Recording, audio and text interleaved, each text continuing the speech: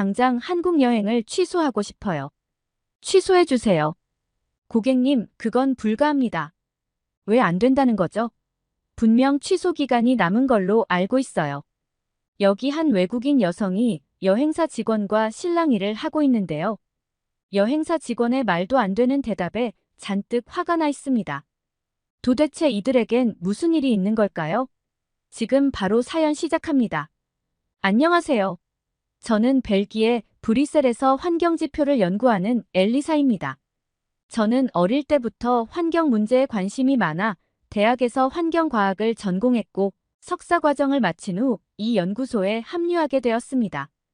여기서는 주로 환경 변화가 경제에 미치는 영향을 분석하고 지속 가능한 해결책을 모색하는 일을 하고 있어요. 제가 살고 있는 브뤼셀은 유럽의 중심에 위치하고 있어서 유럽의 심장이라고 불리기도 하는데 유럽연합본부가 있어서 국제적인 분위기가 물씬 나고 국제도시답게 다양한 언어를 사용하는 사람이 많아서 브뤼셀은 어디를 가든 활기가 넘칩니다. 브뤼셀은 맛있는 초콜릿과 와플, 그리고 멋진 건축물로 유명해요. 특히 그랑플라스는 꼭 방문해야 할 명소로 아름다운 건물들이 둘러싸인 광장인데 밤에 조명이 켜지면 마치 동화 속에 들어온 듯한 느낌을 받을 수 있어요. 게다가 브뤼셀의 매력은 맛있는 초콜릿과 와플뿐 아니라 독특한 벨기에 맥주를 즐길 수 있는 작은 카페들이죠. 주말에는 가족과 함께 도심의 예쁜 골목길을 산책하며 새로운 맛집을 발견하는 재미도 쏠쏠하답니다. 얼마 전 저는 연구소에서 장기 근무한 덕분에 2주간의 휴가와 포상금을 받게 되었어요. 제 버킷리스트 중 하나가 가족과 함께 배낭여행을 가는 것이었는데 이 소식을 듣고 가족들에게 벨기에를 잠시 떠나보자고 제안했죠. 남편도 그동안 고생했다며 제가 원하는 곳으로 함께 가자고 하더라고요.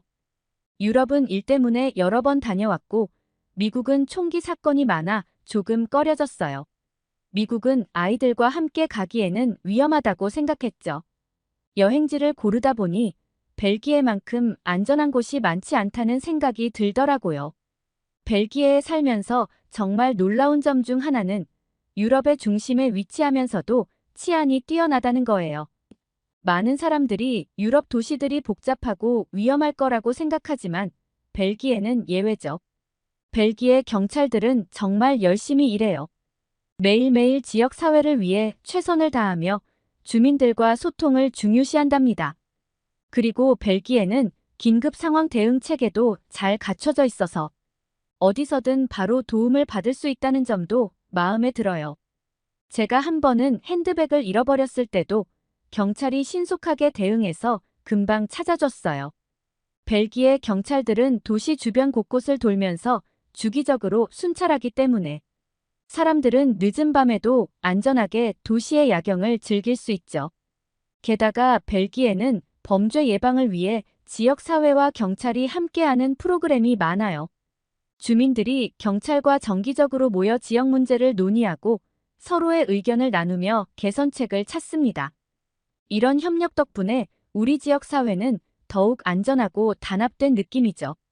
그래서 벨기에가 치안 면에서는 정말 안전하고 살기 좋은 곳이라고 생각했어요. 그런데 한국을 다녀오고 나서 이런 자부심이 완전히 무너졌습니다. 치안만 잘한다고 안전한 나라가 되는 게 아니더라고요. 이 이야기는 조금 있다가 자세히 말씀드릴게요. 처음에는 한국으로 여행을 갈 계획이 없었어요. 배낭여행을 하려면 장거리 이동도 생각해야 했기 때문에 우리 가족은 여행사에서 제공하는 패키지 배낭여행을 알아보고 있었죠. 그 중에서 일정이 가장 잘 맞는 게 중국과 한국을 포함한 여행 상품이었어요. 사실 저는 아시아에 대해 잘 몰랐어요. 아시아 배낭여행이 낭만적이라고 생각했던 이유는 TV에서 본 티베트 고원의 한적한 모습과 제가 좋아했던 영화 아바타에 나오는 장관을 이루는 중국의 장가게를 떠올렸기 때문입니다. 그리고 요즘 한류 바람이 불면서 북미와 북유럽에서도 한국 드라마가 인기를 끌고 있어서 한국은 몰라도 한류에 대해 모르는 사람은 없을 거예요. 지금은 제가 한국을 다녀와서 잘 알지만 대부분 사람들은 코리아 하면 먼저 북한을 떠올리곤 하죠. 남한은 문화나 스포츠 소식으로 종종 등장하지만 북한은 미사일 발사나 미국, 일본을 향한 위협적인 뉴스로 자주 보도되니까요. 그래서 아시아로의 여행이 정말 색다를 거라는 생각에 가족 모두가 동의했고, 우리는 중국과 한국 둘 다 가볼 수 있는 여행 상품을 예약하게 됐어요. 출발 전, 저는 연구원답게 두 나라의 경제 지표를 잠깐 살펴봤는데요. 매년 발표되는 OECD 세계 행복 순위 보고서를 봤죠. 역시 벨기에는 대단한 나라예요. 행복 순위도 벨기에가 상위권 순위에 있더라고요. 안정적인 생활과 복지 수준 덕분에 주민들이 만족하고 다양한 문화와 역사가 어우러져 있어서 삶의 질이 높다는 평가를 받고 있었어요. 그런데 1위가 어디인지 아세요? 바로 중국이었어요. 전체 중국인들의 90% 이상이 행복하다고 느낀다고 해서 놀랐어요. 행복지수가 76%인 벨기에에 사는 저 역시 행복하다고 느끼는데 무려 91%가 행복하다고 하니 중국이 정말 궁금해졌어요. 이렇게 많은 사람들이 행복하다니 정말 대단하지 않나요? 반면 제가 좋아하던 드라마의 나라, 한국의 행복 순위를 보고는 깜짝 놀랐습니다. OECD 보고서에서 한국인의 행복도는 겨우 57%로 조사 대상 32개국 중 거의 하위권이었어요. 드라마에서 본 것처럼 잘 사는 나라이고 한류 문화도 활발한데 그게 다 겉모습일까 싶더라고요. 더 놀라운 건 한국인들이 느끼는 행복도가 점점 더 낮아지고 있다는 거였습니다. 그런데 이상했어요. 한국은 지난 10년 동안 경제는 크게 성장했고 사회 인프라도 많이 발전했는데 한국 사람들의 행복도는 왜 떨어졌는지 이해하기 어려웠어요. 한국 사람들의 행복도가 10년 사이에 15%나 감소한 게 믿기지 않더라고요. 어쨌든 이 충격적인 보고서를 보니 저는 여행지에서 한국을 빼고 싶어졌어요. 드라마에서 보던 한국은 마치 동화 속 신데렐라처럼 아름답지만 실제로는 다르겠구나 싶었죠. 그래서 중국 여행만으로도 충분하다고 생각하고 여행사에 상품 변경을 요청했습니다. 그런데 여행사 직원이 한국에 다녀오지 않으면 후회할 거라며 저를 극구 말리는 겁니다. 여행사 직원은 중국 여행 상품에 한국 일정을 추가한 상품이 최근에 출시되었는데 고객들의 반응이 너무 좋아서 이제는 중국 또는 한국으로 가는 단독 여행 상품이거나 한국과 중국이 섞인 여행 상품밖에 없다고 하더라고요. 그러면서 단독으로 갈 거면 차라리 중국보다는 한국 전용 배낭여행 상품을 추천해줬어요. 그런데 중국보다 한국 여행 상품이 더 비쌌어요. 그래서 전 속으로 한국 여행 상품을 판매할 경우 여행사 직원에게 주는 커미션이 더 높다는 것을 미리 짐작할 수 있었죠. 어쨌든 중국만 가는 상품과 중국과 한국을 반반 가는 여행 상품의 가격이 크게 차이가 없어서 이왕이면 다양한 나라를 경험해보자 싶어 결국 원래 계획대로 중국과 한국을 반반 방문하기로 했습니다. 지금 생각해보면 그 직원에게 고마울 따름이에요. 중국만 갔다 왔다면 10년 장기 근속 휴가가 아깝게 느껴졌을 거예요. 행복도가 90%가 넘는다는 중국. 왜 그런 통계가 나왔는지 도무지 이해할 수 없었거든요. 왜냐하면 중국 공항에 도착하자마자 우리 가족은 불친절한 공안들의 태도와 길게 늘어선 입국 심사줄을 보고 숨이 막히는 지옥 같은 경험을 겪었거든요. 그리고 충격적인 건 줄을 선 사람들 사이에 새치기가 너무 많아서 깜짝 놀랐어요.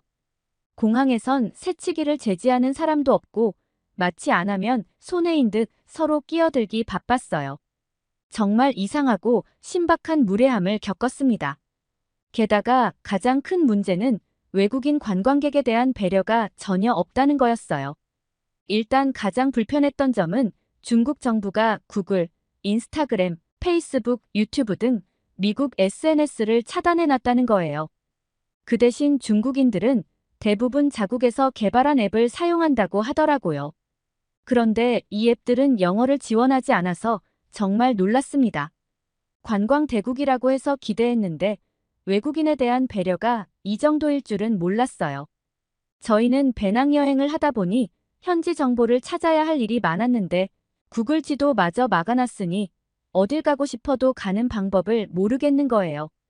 물론 전체적인 계획은 짜왔지만 실제 현지에 있을 땐 미리 세운 계획표만으로는 역부족이었죠. 구글 지도를 쓸 수 없으니 지도 없이 중국을 여행하는 셈이었습니다. 정말 답답했어요. 게다가 길에서 중국 사람들에게 물어보려고 해도 중국에서 영어가 거의 통하지 않더라고요. 상하이를 제외하면 어디서도 영어를 사용하는 사람을 찾기 힘들었어요. 호텔이나 기념품 가게에서도 영어는 기대할 수 없고 공산주의 전통 때문인지 자본주의적인 서비스도 없었습니다. 또 한 번은 시장에 있는 식당에 갔을 때도 주방장이 길가에 나와서 담배를 피운 후 손을 씻지도 않고 식재료를 만지고 음식을 만드는 모습을 보고 경악했어요. 주방장뿐이겠어요? 식당에서 서빙하는 직원 역시 손톱 밑에 까만 때가 잔뜩 껴 있어서 깜짝 놀랐어요. 심지어 제일 충격적이었던 건 길에서 말로만 듣던 노상 배변을 실제로 보게 되었다는 겁니다. 그동안 인터넷에서 봤던 사진들이 다 거짓말인 줄 알았는데 실제로 아이들부터 성인까지 거리에서 그런 행동을 하더라고요. 진짜 충격적이었어요. 장가계의 풍경은 정말 멋졌지만 이미 중국에서의 여러 가지 이상한 경험을 했기 때문에 여행하는 동안 기분이 많이 상해버렸어요. 중국의 행복도가 90%가 넘는 이유가 정말 궁금했지만 어쩌면 질서나 배려보다는 개인주의가 강해서 자기 하고 싶은 걸 마음껏 하다 보니 만족도가 높을 수도 있겠다는 생각이 들더라고요. 일정을 겨우 마치고 한국으로 향했죠. 그런데 한국 역시 중국만큼이나 충격적인 나라였어요. 일단 공항에 도착했을 때 입국 심사가 초스피드로 끝나서 정말 놀랐습니다. 설마 이게 끝이겠어? 하고 아직 뭔가 더 남아있을 것 같아서 공항에서 기다렸는데 모든 절차가 순식간에 끝난 걸 알고 깜짝 놀랐어요. 공항에서 저희를 기다렸던 여행 가이드는 우리가 머물 숙소를 안내해주고 사라졌고 다음 날부터 우리 가족의 자유여행이 시작됐습니다. 4일간의 한국 여행은 정말 어떻게 다 표현할지 모르겠어요. 우리 가족은 서울시 중구에 있는 어느 호텔에서 머물렀는데 교통편도 좋고 접근성이 훌륭했어요.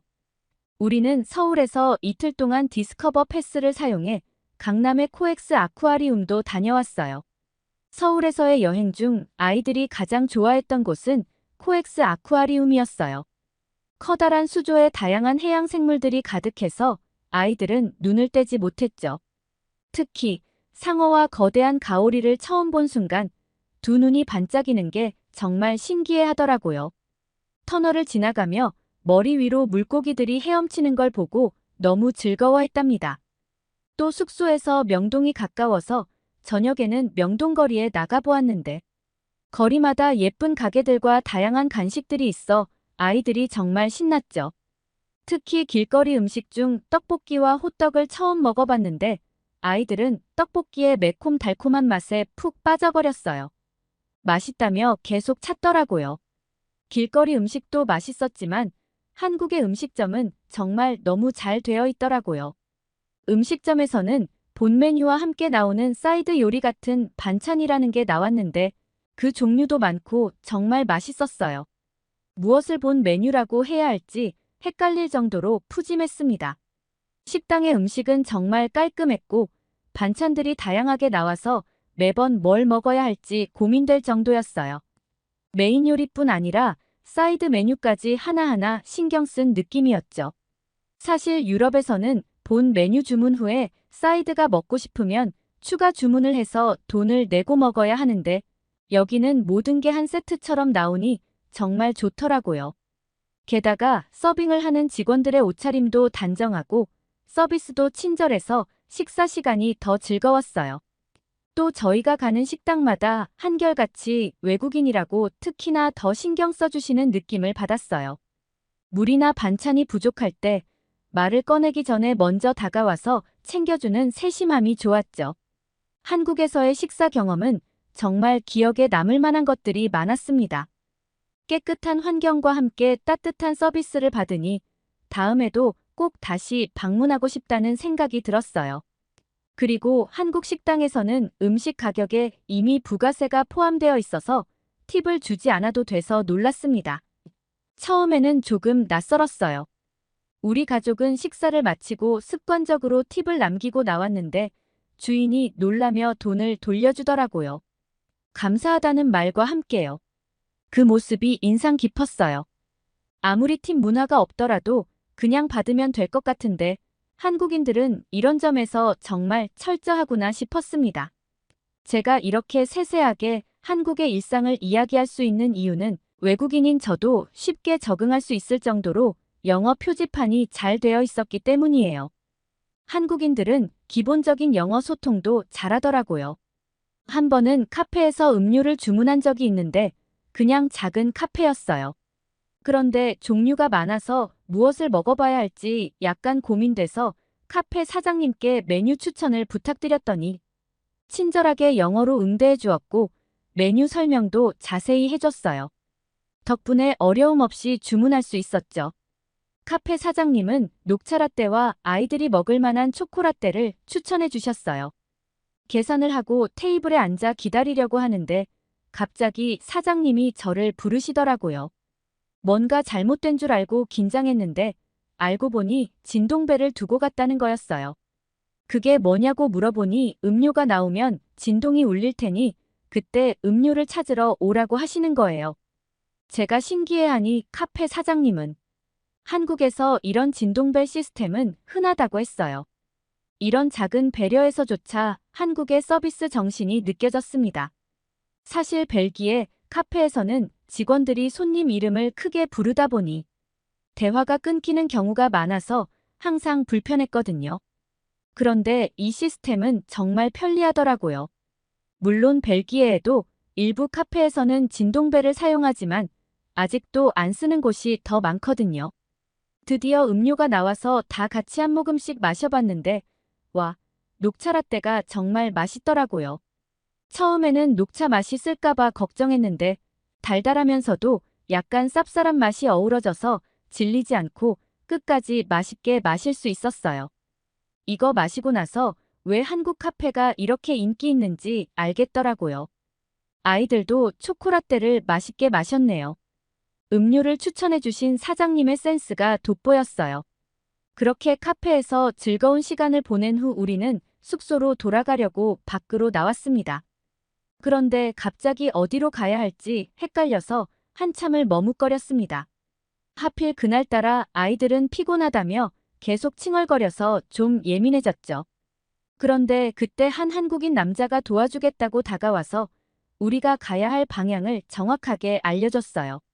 그 덕분에 우리는 빠르게 길을 찾아 지하철을 탔고 남자의 친절함에 정말 감사했습니다. 지하철 안에서 아이들은 금방 잠이 들었고 우리는 남은 여정을 무사히 마칠 수 있었어요. 숙소에 도착하니 피곤함이 몰려왔지만 한국 사람들의 따뜻한 배려 덕분에 하루가 행복하게 마무리된 것 같았어요. 다음 날부터는 여행이 훨씬 수월했습니다. 한국은 치안이 정말 좋아서 어디를 가든지 마음이 편안했거든요.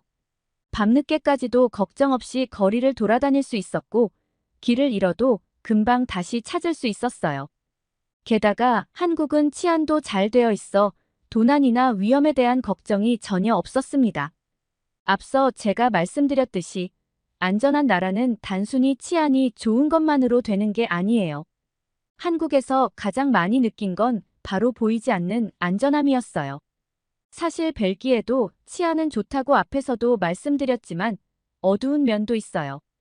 벨기에에선 마약 밀매와 관련된 사건들이 자주 일어나요. 특히 안트베르펜 항구는 유럽에서 마약 유입의 주요 경로로 유명한데 최근에는 대규모 코카인 밀수 사건이 적발되어 큰 충격을 주기도 했어요. 이러한 사건들로 벨기에 경찰들이 마약을 단속하기 위해 많은 노력을 기울이고 있지만 여전히 벨기에에서 마약 밀매 조직의 활동은 큰 문제로 남아있거든요. 그런데 한국은 세계적으로도 마약 청정국으로 알려져 있죠. 한국에서는 마약 사용이 사회적으로 용납되지 않으며 정부와 경찰이 엄격하게 대응하고 있기 때문인 것 같아요. 한국보다 먼저 갔었던 중국에서는 공안이 도로를 순찰하며 국민을 감시하는 느낌이었는데, 하지만 한국은 완전히 달랐어요.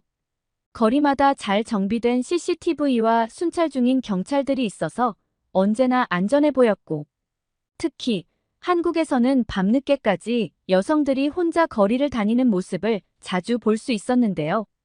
번화가나 골목길에서도 여성들이 혼자 걷는 모습이 흔하고 전혀 두려움 없이 자유롭게 다니는 걸 보니 놀라웠어요. 이는 한국이 얼마나 안전한지를 잘 보여주는 것 같았습니다. 그런데 도대체 왜 이런 나라가 OECD 행복도 조사에서 하위권인지 이해할 수가 없었죠. 연구원으로서 데이터를 신뢰하는 편인데 이건 좀 이상하다 싶었어요. 아마도 급격한 경제 성장으로 빈부격차가 커지면서 상대적 박탈감을 느끼는 사람들이 많아진 것 아닐까란 생각을 하게 되었습니다. 왜냐하면 행복엔 경제적 상황도 중요한 요소니까요. 저라면 한국에서 이렇게 안전하게 사는 것만으로도 행복도가 99%는 될 것 같은데 한국 사람들은 욕심이 참 많은 것 같아요. 한국이 얼마나 살기 좋은 곳인지 외국에 나가봐야 알지 않을까요?